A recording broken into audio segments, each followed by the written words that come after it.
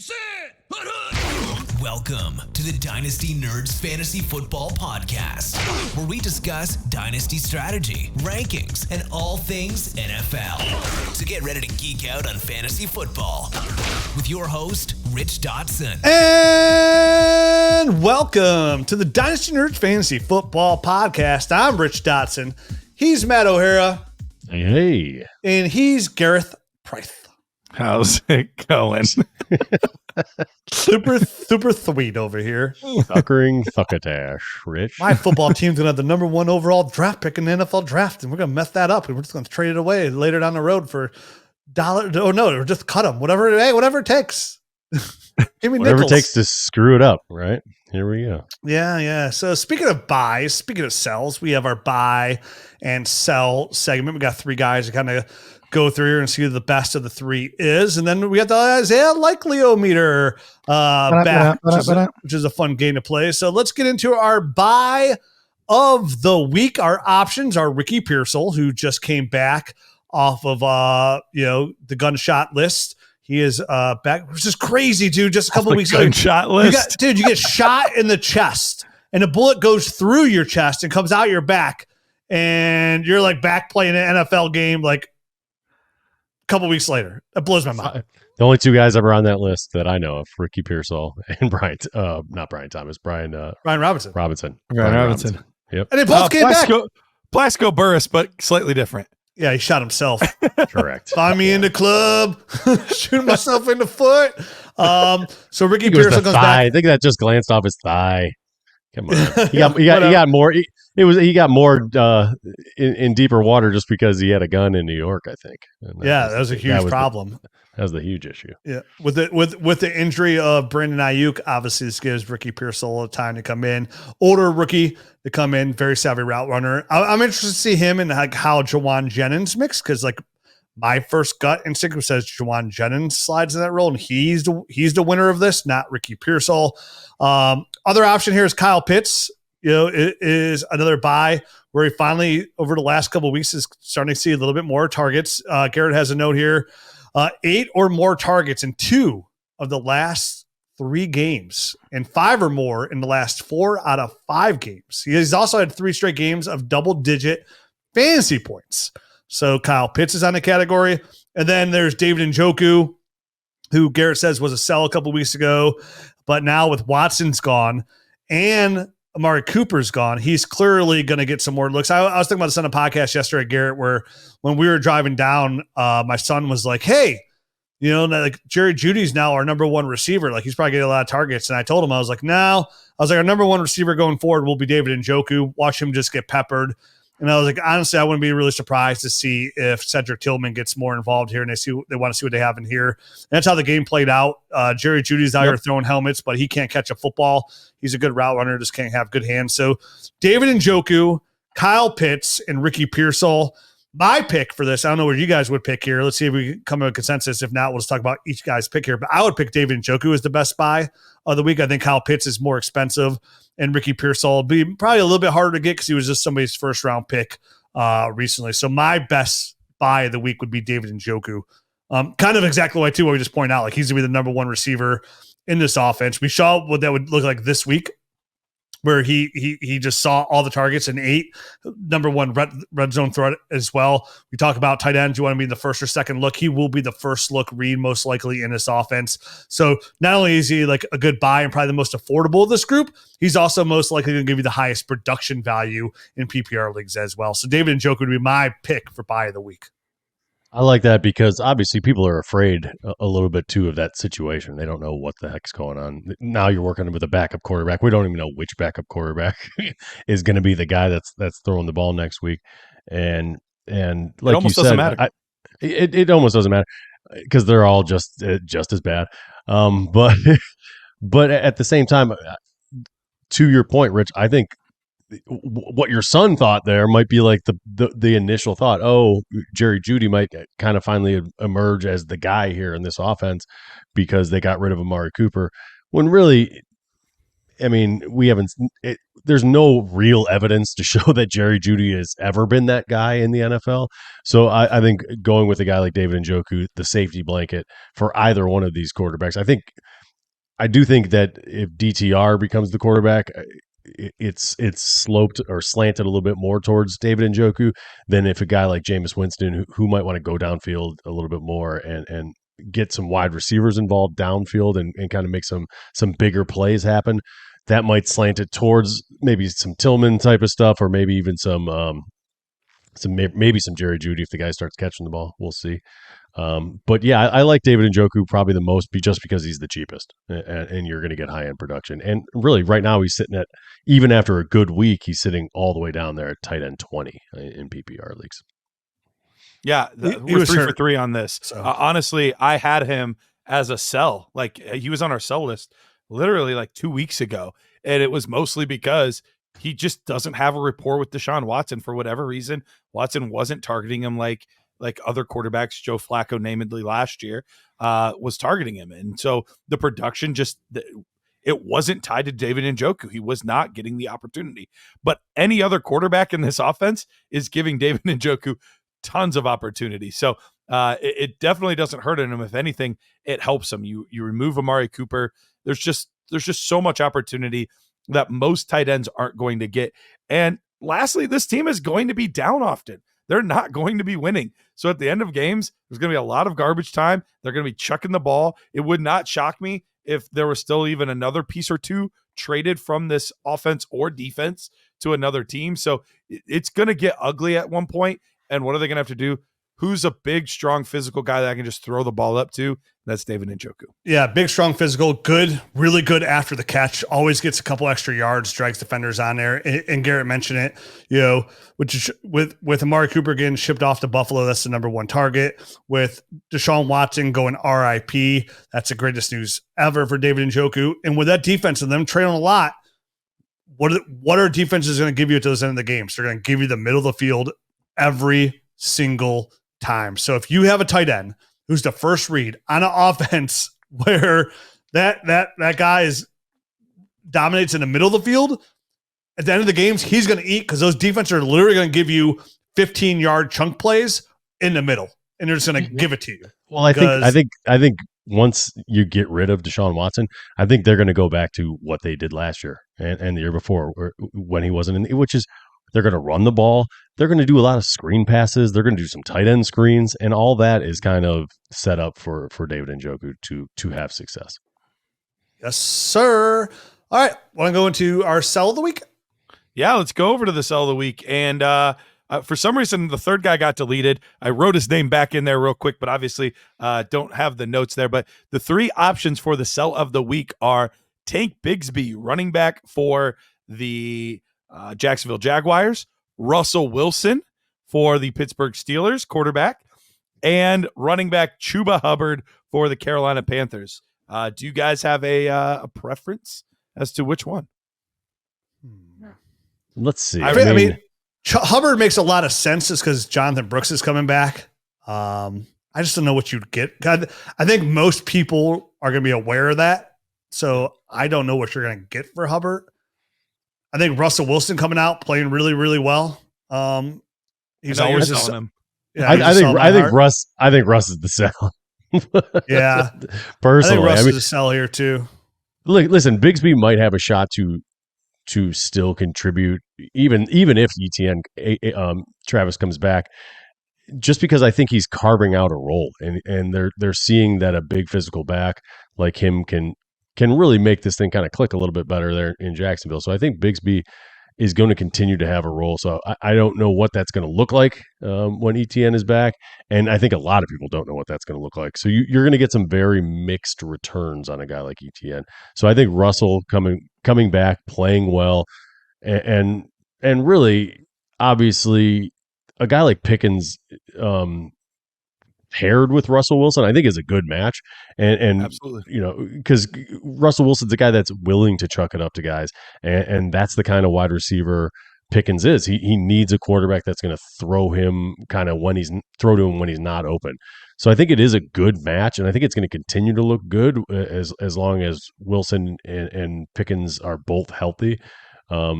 So this isn't necessarily selling because I think the bottom is going to drop out for me. But Russell Wilson's an older guy, and all of a sudden he's found value again, because at the beginning of the season it was very hit or miss whether or not he was even going to get a shot. And it seems like the Justin Fields experiment kind of, they saw what he was, they saw that he could win games, but he still probably wasn't doing some stuff that they wanted him to do, because I do think he's limited and still learning the NFL, whereas Russell Wilson is a seasoned veteran. He knows how to kind of operate an offense and dink and dunk and chuck the ball to Pickens, which is, I think, is their formula for winning right now. Yeah, in the way Russ Wilson throws his deep ball, it's such a good fit for Pickens with his size and his ability. I mean, that one-handed catch was such a beautiful catch by Pickens, man. He really is a solid receiver, and this should be really good news for those owners. And Russ is like, the future is unknown. Like, he's older, he's on a 1-year deal. What kind of, like, the way his douchey attitude is, like, who knows how much money he's going to demand for somebody to re-sign him, right? Like, oh, I'm Peyton Manning, you're going to pay me like Pat Mahomes. Like, dude, pipe down, dude. Go come up with some stupid slogan for your, what's the Steelers slogan right now? Like, oh, let's steal down, or let's pour some ketchup on it. I don't know. Yeah, let's ride ketchup country. Like, you stupid douche. Oh, sorry. I know I'm very personal with Russ, and I don't care. I just get on my nerves. And Rich, did you see my tweet? Yes, I saw it. I did, because and was that super accurate? It's super accurate. And like, at first it started off great, because like Russ came in and he was like off target, like his first drive, like, and the whole stadium was booing him. I'm like, ha ha ha, yeah, boo that turd, boo him. And then all of a sudden he was like just really good, and I was like, oh man, if it's just quarterback 1 on the week. Well, no, going into Monday night, because obviously Lamar, because his quarterback 1, but going into Monday night, like, Russ was the quarterback 1 a week, and he just kept getting better, and they were winning. I'm like, oh man, like, I don't want the Steelers to win, because you don't like him and you don't like the Steelers, but you have a lot of George Pickens and you're a big fan of his, and he's probably better for George Pickens than Justin Fields is. Yeah, so, that's such a torn. I put a big tweet out there about my bold prediction about George Pickens being a top 6 receiver. And I said, like, a big reason is, like, everything that Russ does fits George Pickens to a T. Like, this is why George Pickens will be really good, is because of Russ Wilson. Like, yeah. And listen, I don't like Russ, to be fair. Like, I don't ever poop on him, like, talent wise. Like, even last year, he came out like in the second half of the year, he's pretty good. I just poop on Russ because I think he's a super douche. Like, he is somebody like that I can never be friends with. So, like, I don't care about talking crap about with him, because I don't want to be friends with him. Like, I'm not somebody who's just rude to somebody to their face for no reason, because I don't like it. I feel I'm not a disrespectful person, right? Like, but I'm disrespectful enough to go on a podcast that's listened to by tens of thousands of people and talk smack about you. Because I'm just going to assume you don't listen.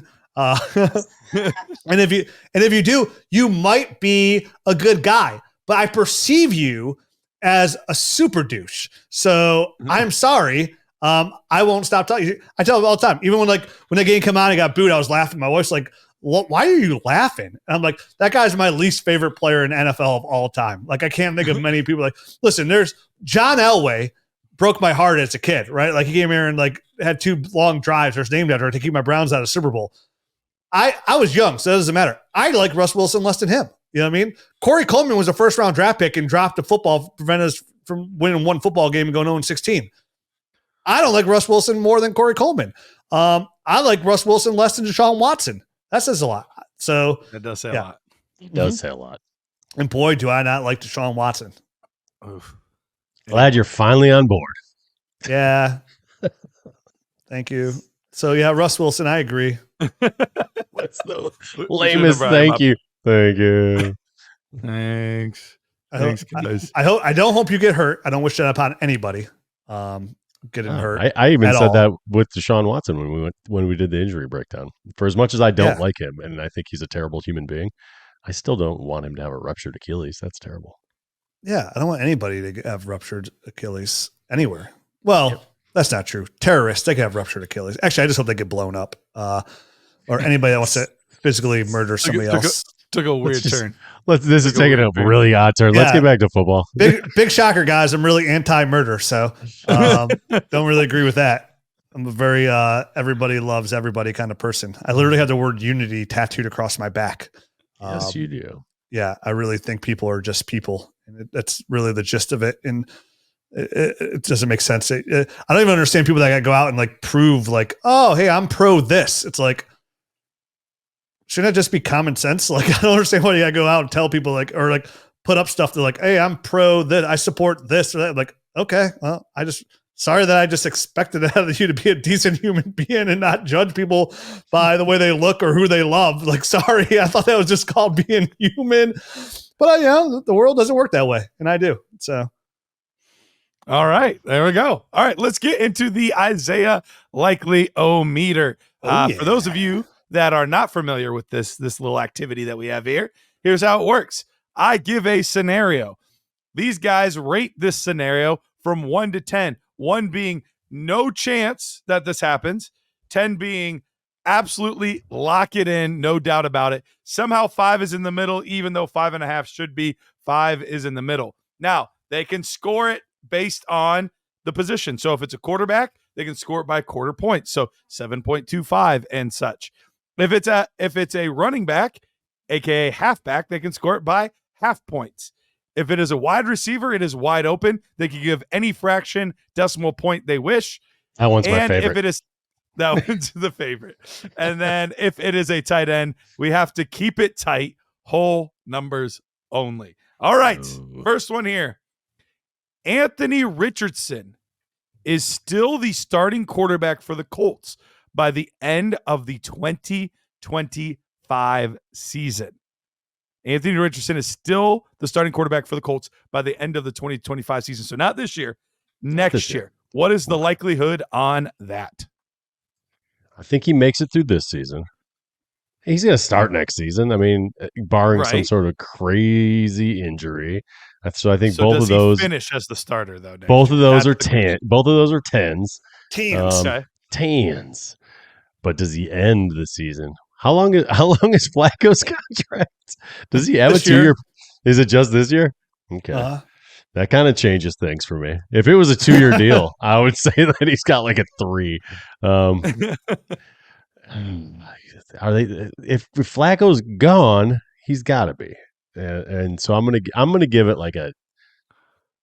Wait, we got quarterback. I'm gonna give it he gets injured a lot. He gets injured a lot. I'm leaving the door open for that. 6 points. Injuries count, right? 6.75. Injuries are part of this. 6.75. Oh my God, that's literally exactly the exact number I was going to pick. 6.75 to the T. 6.75. Agree. I agree, man. Like, listen, we were kind of talking about him before the show too. Like when I was moving him down in my rankings, like here's what sucks. Like the only benefit that I give him, which is not a good benefit, like who hasn't played a lot, is his age. Like, yeah, he's a 22-year-old quarterback with Shane Steichen, and I hope they can figure it out. But like, man, is it bad? Look good? It looks really bad. I saw like going into like the half, like he had 3 completions. Like I was like, what? Like I was at the Browns game, and I'm like, what? I don't feel comfortable playing anybody that's catching passes from him, and that's just the real. That's as real as I can get with it. And if that doesn't speak to how poor his quarterbacking is, I don't know what does. You know what I mean? Like if he can't distribute the ball to some of these really talented wide receivers that he has, then it's a bad look for him. And obviously Flacco came in and looked much better as far as being just a professional quarterback that can hit open wide receivers and make it look like the NFL game should. Anthony Richardson's not there right now. I don't know what the answer is. I don't know if sitting him for a while is the answer. I don't know if they just, you hide behind this injury as long as you can type of thing, but it sounds like he's coming back this week.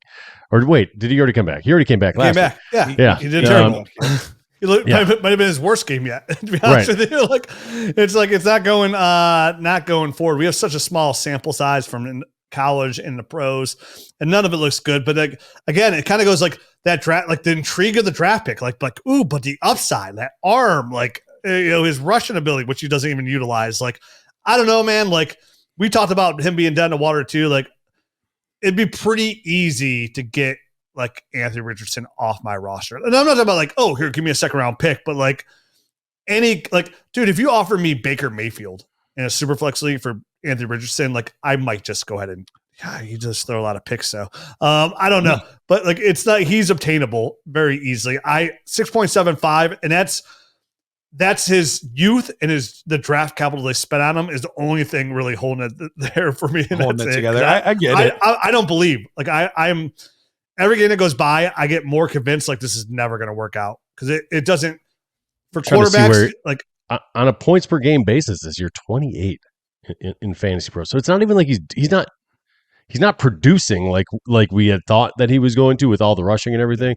And on top of that, now the passing game is completely fallen off. I feel like last year it was not this bad. It looks much worse than last year, and it's just a total regression. I don't know. I mean, he was able to at least hit guys. I mean, it might not have been pretty, but he was at least attempting passes downfield and hitting them. This year, he's attempting passes downfield, and I just see him like airmailing these things. They're 3 yards past the guy over their head. I mean, it's pretty ugly. Dude, so he got off that grinder. Yeah, I mean, I don't know. Go ahead, Garrett. He only played like 2 real full games last year, but in both of those games, he had over 200 passing yards and over 40 rushing yards in both those games. And then you had like the touchdowns on the ground and stuff too. Like, so he was throwing it much better last year than he was this year. But I'm with you. Like, that's why I put it on the list. Like, I'm genuinely concerned at this point. And I only ended up doing 5.25. So like, I'm just barely above 50%. That like I think he's going to be the starter by the end of the year next year. Like I'm genuinely concerned at this point. Yeah, what if like Sam Darnold can't get a starting job and they sign Sam Darnold? You're like, that'd be great, and that would be a perfect spot for them to kind of do that kind of. It would be. Really would. He's completing 48% of his passes. 48.5. Sorry, 49. He's round up. He's literally when he's behind center, he becomes Josh Downs. He's just like. He doesn't exist in fantasy. It's bad, dude. It is. And the worst part is like people feel obligated to put him in his lineup. Like this is the way. And like he's a negative asset. So for reference, the next closest guy is 59.1%, and it's Tyler Huntley, dude. Like that is ugly. When Tyler Huntley is out producing you, because he's a friggin' mess and looks terrible when he's in the game. Like it's bad. I mean, Anthony Richardson has got an uphill battle to kind of regain any sort of dynasty, I guess, value in my eye. Any dynasty value. His play is like Russell Wilson's personality. Rich. For Rich, that's the ultimate insult. Any time to kick that dude in the nuts. Okay. All right. But by the way, Russell Wilson is the next closest guy at 55.2% completion percentage. Go. So there you go, Rich. There's some fuel for you. Okay. Hey, Nerd Herd. Dynasty Nerds has an incredible new offer from Underdog Fantasy for new customers. When you sign up as a new customer, you'll get a chance at their new customer free pick. But that's not all. Underdog is also offering incredible deposit bonuses. Use the promo code NERDS when you first sign up, and Underdog will give you up to $1,000 in bonus cash with your first deposit. That's right, $1,000 to kickstart your fantasy football journey. Don't miss out on this fantastic opportunity. Head over to UnderdogFantasy.com or download the Underdog app. Sign up today with promo code NERDS and start your journey to fantasy football glory today. Must be 18, 19 plus in Alabama and Nebraska, 21 plus in Massachusetts and Arizona, and present in a state where Underdog Fantasy operates. Terms apply.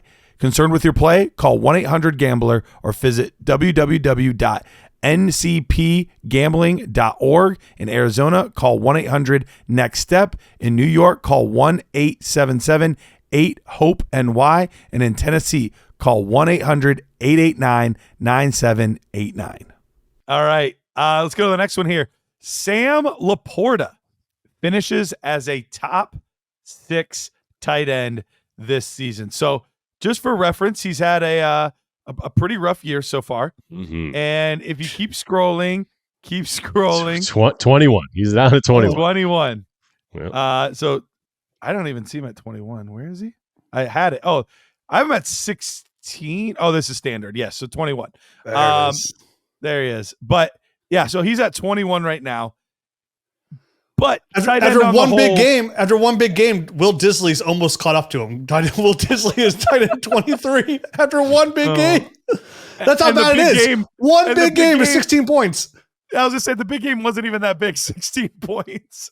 That's 5 catches for 50 yards and a touchdown is 16 points. I don't know what he did exactly, but David Njoku missed 3 games and is ahead of him. He's missed 3 games and ahead of him. Tyler Conklin is ahead of him. Jonnu Smith, who is at a bye and a 0-point game, is ahead of him. Cade Otton way ahead of him.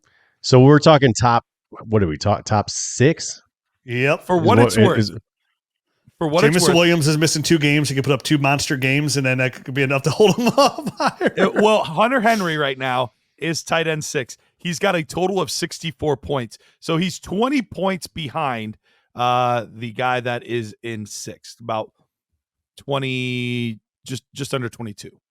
Yeah, but dude, I expect Cade Otton to take a big jump here. I expect David Njoku to take a big jump going forward if Kansas City doesn't add a wide receiver. Travis Kelce could possibly take a jump forward here, and even the potential of Kyle Pitts. I give this, it's got to be tight because it's a tight end. I give this a 1. No chance. No chance to get top 6? Yeah, almost no. It's just, dude, Jameson Williams we're halfway is down through the fantasy season. I know, but we're halfway through the season, and like the proof's somewhat in the pudding. So like I say, like, I don't know, man. Like they're really like leaning on that run game a lot too. Jared Goff has looked really good, but Amon-Ra is the number 1 guy there. I guess with Jameson Williams missing 2 games, but it's only 2 games. If it was a 4-game suspension, I probably would have gone up to like a 4.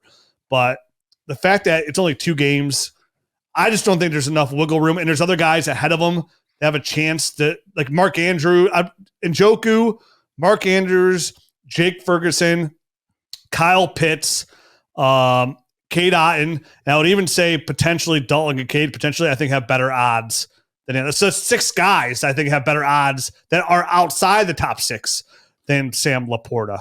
13 guys ahead of him have had their, or have not had, 12 guys, I'm sorry, have not had their bye yet. Just to let you know, just for reference. So he could take a jump just because once they get a bye, he's going to get 15, 20 point bump. Even, and the reason I give it a 1 is because it kind of goes back to my like wide receiver 1 take. Like, okay, to put him in, you got to take people out. Bar no injury, Brock Bowers ain't coming out. George Kittle ain't coming out.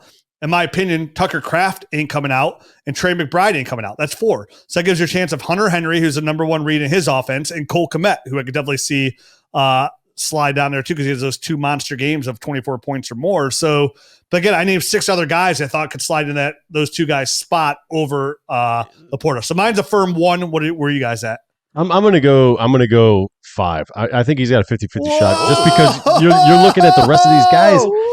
It'll take 1 20-point game from him, and he's gonna catapult himself up to like number 9. And from 9, it is not that hard to get from 9 to 6. Dude, there's a 5-point difference between.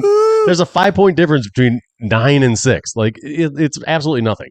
So he needs one monster game and some buys to happen and some little nicks and boo-boos for guys to miss him. He's got plenty of time, dude. It's week 7. I mean, if you're going to talk about that, I'm splitting the difference. I'm splitting the difference. I was at a 3 on this one. I think it is a big uphill climb, but just nobody has shown me that they can consistently be that guy outside of Kittle and Bowers this year. Like they're the only ones that can consistently show that. So if that's the case, like there's hope.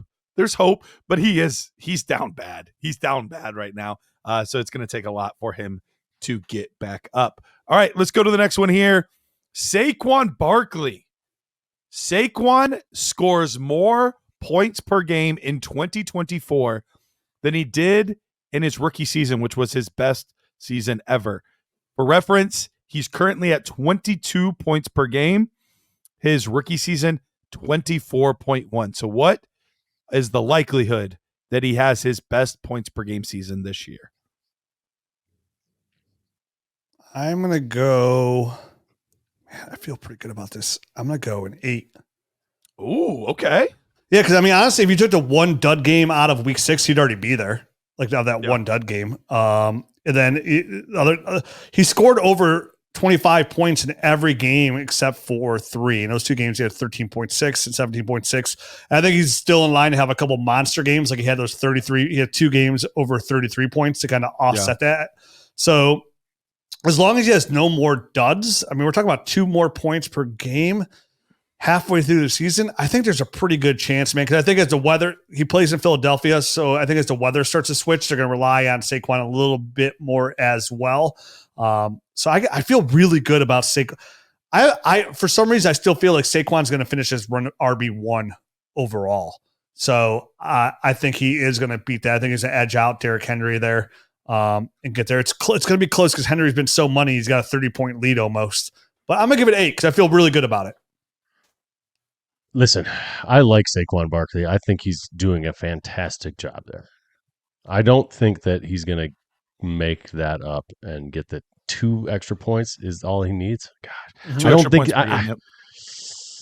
Listen, when you look at the numbers here, he got 121 targets as a rookie. 121 targets. 91 receptions. That is how he got that 21 points. He's averaging more points, more yards per carry.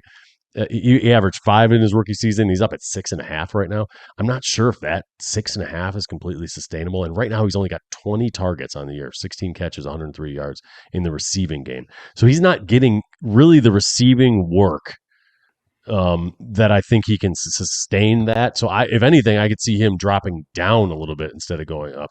So I'm going to give it like a 3.5 that he gets above it. I'm on the complete opposite end of the spectrum than Rich. Well, I feel like I keep bridging the gap all day. I keep being the guy in the middle. So I had it at 6.5 is where I had it. I think he does. I think he ends up having a season towards the end here where we've already seen him do it. Like you mentioned, Matt, we've seen him do it the hard way. Like we've seen him do it literally just on pure rushing volume, rushing yards. But there's still room for more here, I think. And so if he does, when it does get colder and they're not throwing the ball downfield as much, maybe we see a little more in the screen game. We see a little more short passes, checkdowns, things like that. We see that.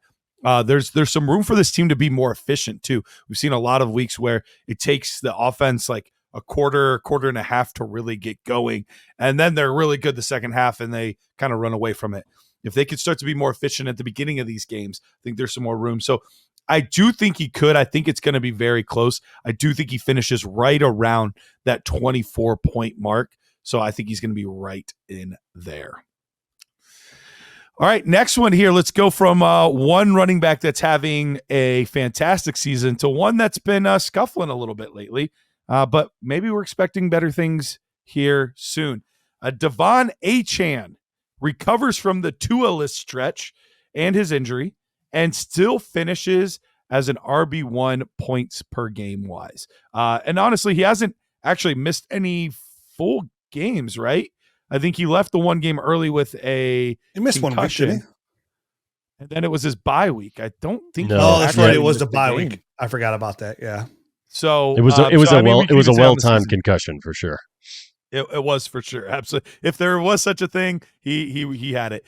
He's currently at 13.4 points per game. For what it's worth, traditionally, when you're looking at the RB1 range, usually looking right around the 15 or so points per game mark to get into that RB1 range. So odds that he does that. I'm gonna go right back to the well. I'm reviewing Tua Tagovailoa like Robitussin. You just come in there and fix everything. Just pour a little 2 on top of it, and bam, everything's fixed. So how the offense looked with 2 in there, I'm just gonna kind of predict how it's gonna look again that way again, where he scored over 20 points per game. I'm gonna give this a solid 8. He's still seeing a very, very healthy target share. He's got the 3rd most. He's seen over 15% target share. Those are running back 1 numbers. I think the only other people seeing more targets, I believe, are Jahmyr Gibbs and oh my gosh, I literally had the name. Was it Alvin Kamara? Well, it's Kamara. Brees Hall's got 43. Brees Hall is number one target share. So sorry, Brees Hall was there. So I think he is the Robitussin to this offense. I think he's much needed. I think having Tyreek, everything, because again, it's not just him getting better. It's about opening up with Jonnu Smith, Jalen Waddle, and of course Tyreek Hill. Right. Like, and maybe some of those guys, maybe like Tyreek Hill, like he's not the most sane person I've ever seen on a football field. So like maybe those guys have been kind of down and out and a little bit lackluster in their route running and stuff too. Like not very confident that the quarterback even get them the ball. So like what to do? What am I even doing here? You know what I mean? Like, so I think everything does get fixed and gets better with Tua back on the field next week. I think this does wonders for Devon Achane. I think the target share is enough to get him there. Can he stay healthy? That's always the course of any running back. I give this a solid 8. I still believe in a player. I think he's still a fantastic dynasty option. He's still my running back 4 overall, and I'm going to keep Devon Achane at 8 because I believe in him as well. Robitussin.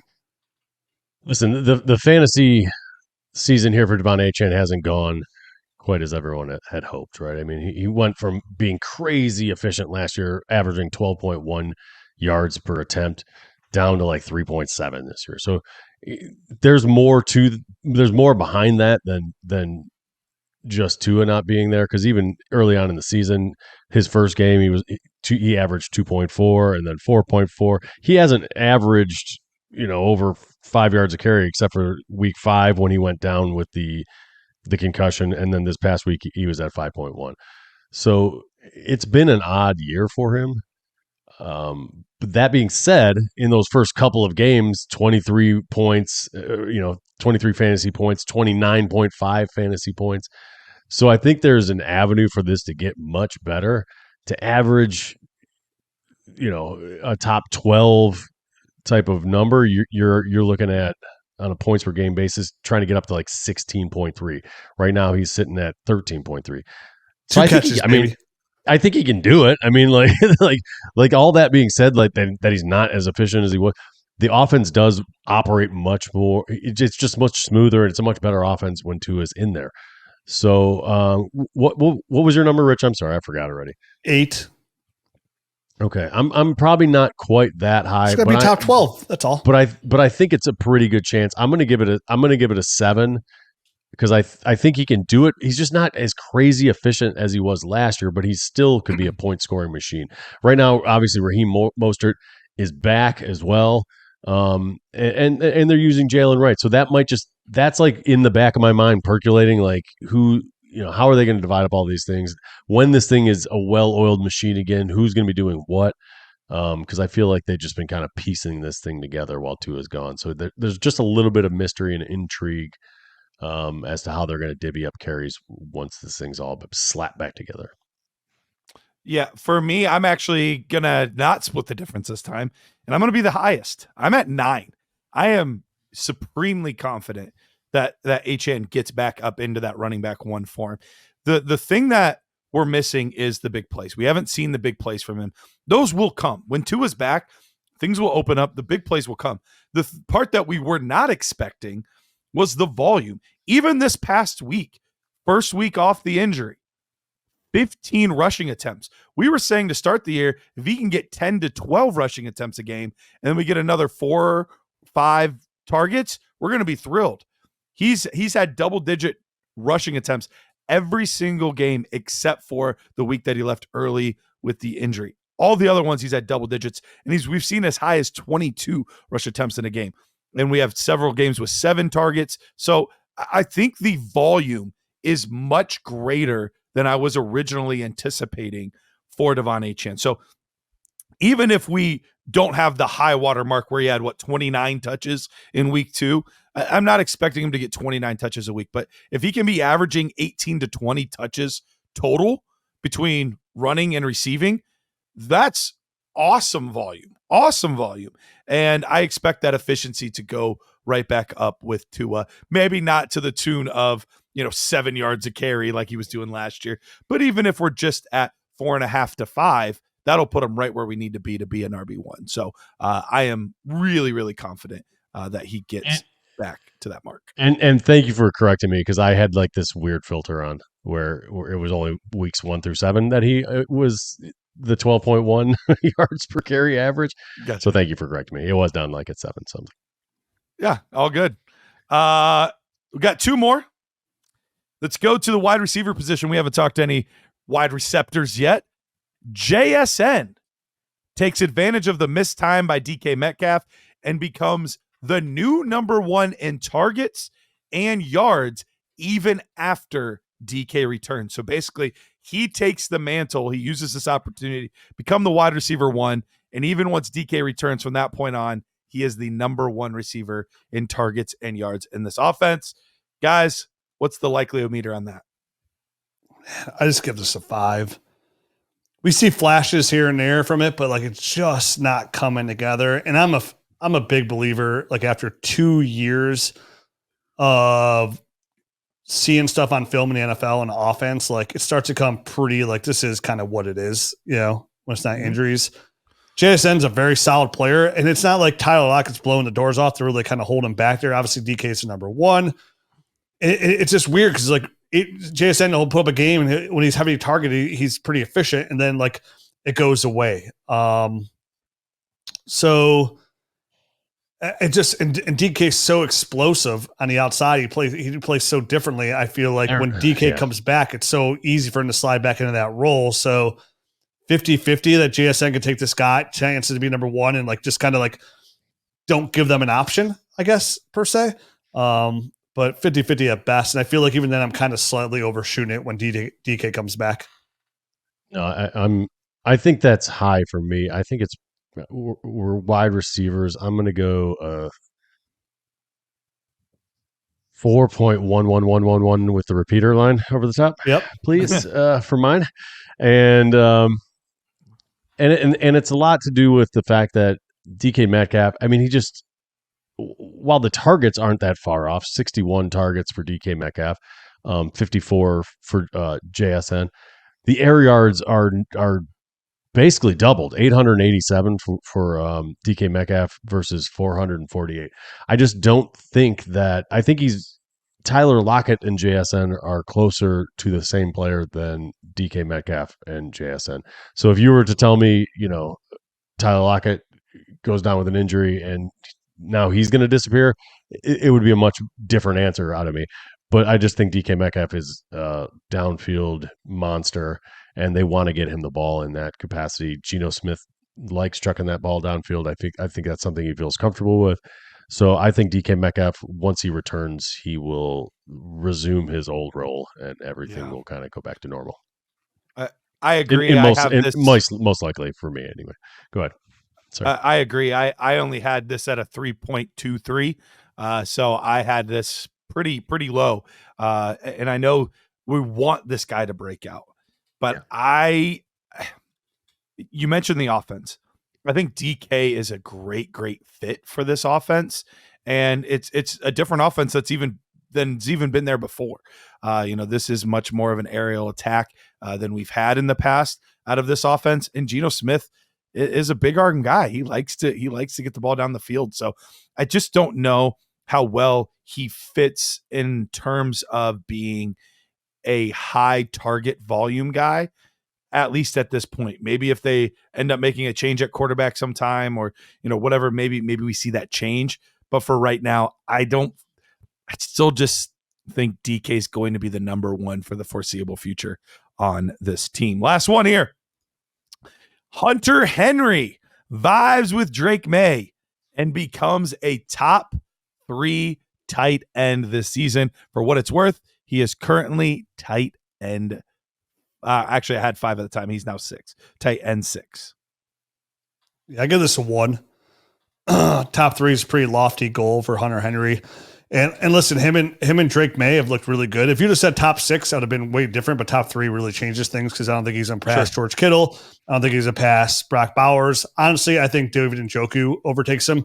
If you go over the past 2 weeks with Drake May, Hunter Henry has looked really good. He's averaging 15.2 points per game in PPR leagues. But even that, over the last 2 weeks of averaging 15.2 points per game, he's tight end 5. The tight ends ahead of him over the last 2 weeks, Mark Andrews, Brock Bowers, George Kittle, David Njoku. So I think Kittle stays strong, definitely with Ayuk on. I think Kittle's a lock. I think Bowers is easy a lock. I predicted Brock Bowers overtake Kittle even. but we'll see with the Ayuk news.